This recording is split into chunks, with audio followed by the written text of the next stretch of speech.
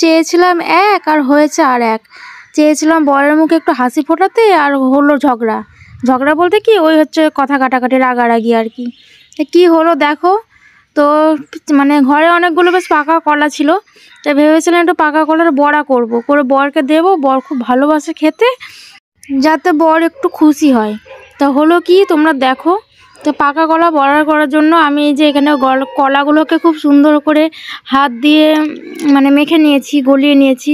তারপরে এই যে অনেকটা সুজি দিয়েছি, তারপর লবণ, আর দিয়েছি 3-2.5 চামচ মতো ময়দা। তো এটাতেই আমার ভুল হয়ে গেছে, আমি বুঝতে পারিনি। এর আগে একবার করেছিলাম, তোমাদের সঙ্গে শেয়ারও করেছিলাম অনেক আগে ভিডিও, তো ওটা খুব সুন্দর হয়েছিল। আজকে বুঝতে পারিনি এমন কেন হলো। আর এই যে ভাজার সময় এখন একটু চিনি দিয়ে নিলাম, কেননা চিনিটা না একটু বেশ মানে পুরোটা গলে গেলে আমাদের ভালো লাগে না, একটু দানা দানা থাকে, ওটাই ভালো লাগে। তো এই যে তেলও বসিয়ে দিয়েছে, এখানে কলার বড়াগুলো এক এক করে ছেড়ে দিচ্ছি। তো এরপরে পুরোটাই তোমরা দেখো কি হয়েছে লাস্টে। তো লাস্টে দেখলে বুঝতে পারবে যে আমার এই বড়াটা একদম কতটা ভালো হয়েছে আর কি। তো এই যে ছাকা মানে তেলের মধ্যে কতগুলো বড়া দিয়ে দিলাম, মানে অর্ধেকটা দিয়েই দিয়েছিলাম, তারপরে আর অর্ধেকটা রেখে দিয়েছি যে ওটা পরের বারে একবার করলে হয়ে যাবে।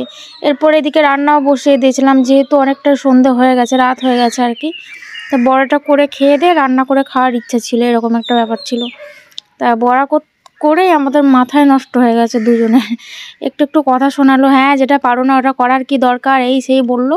তো এই যে বড়ার শেষ পরিণতি, কড়াই পুড়ে কালো, আমার বড়াগুলোও সব কালো। আর বাকি যে এই যে আটার যে গোলাটা, কলার গোলাটা, ওটাও ফেলে দিতে হয়েছে।